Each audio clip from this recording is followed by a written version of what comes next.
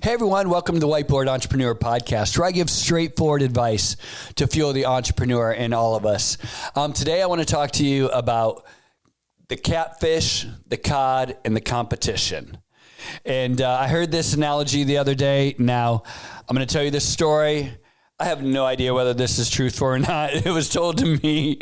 I took it at face value. Maybe it's true, maybe it's not. But so don't go, teach this in your science class or something. But there was a story that back in the late 70s, cod, the fish, got very desirable in the U.S., right? Everyone's having these fish sandwiches and fish sticks and everything. And cod became incredibly popular. Well, they had to ship it, from, Alaska or wherever they get cod from, all across the country. And so there was this idea that, they were going to flash freeze it, ship it. Well, they started doing it and they realized that for whatever reason, they'd get it and, they'd get the cod and it was all mushy and had lost its flavor. And so they're like, well, maybe it just needs to be fresh.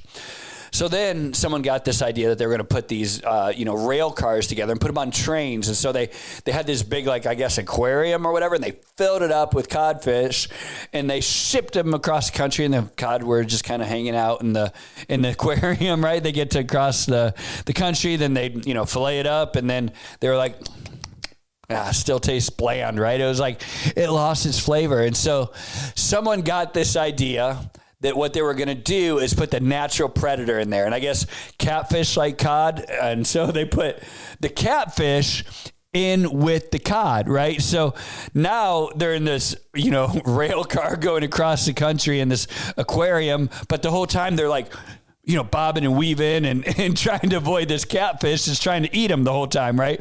And so the cod gets all the way across the country. They get the cod out, they fillet it up. And they're like, finally, this fish sandwich tastes amazing. So what they realized is that the mussels and the cod were atrophying, right? And it was never being challenged and it wasn't growing. And so I was thinking about this, cod, catfish competition, right? So I love competition. And, we say that and what that normally means is we like to win, right?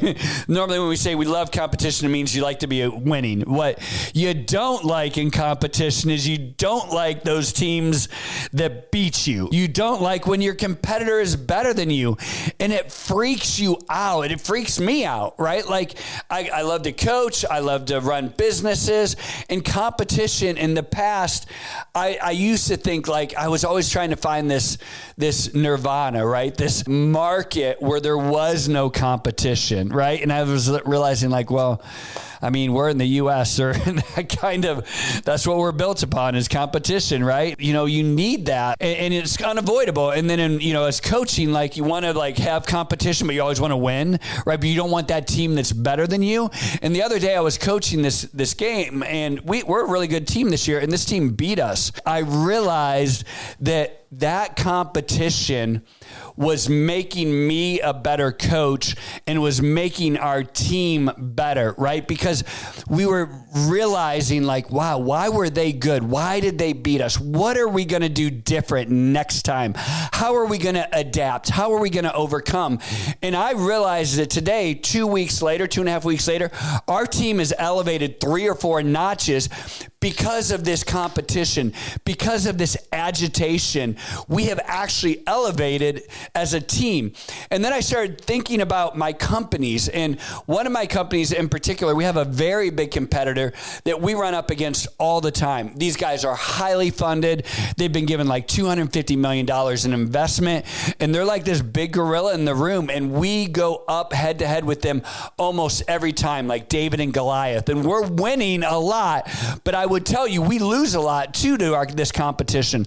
And I'm going to tell you that the reason our company is as good as it is today is because we have this competitor who is applying constant pressure on us to become better. We've realized that our offering has to evolve and grow so that we can be not just equal with our competition, but better. We realize that our go-to-market strategy has to be better. And so every time that we go into these meetings, we have this competitor that we're fighting against. And so we actually have this motivation and this barometer, this benchmark that we have to beat. And it constantly makes us elevate. And I, for one, am happy because I've seen this competitor get better and better and better, I've noticed that we've gotten better and better and better. And if we didn't have that catfish that was kind of constantly, driving us, we would have atrophied as a company. But as it's been, we've got a great competitor that's making us even better. And soon, I'm going to tell you what, we're going to be the catfish. Soon, we're going to be the agitator. Soon, we're going to be the one that's eating those cod, right? And gobbling it up. But when we do, we have to make sure that we constantly elevate and have competition to drive us to become better and better and better. Just like if you're a coach, you don't want to go and enter a tournament where you're going to crush everybody.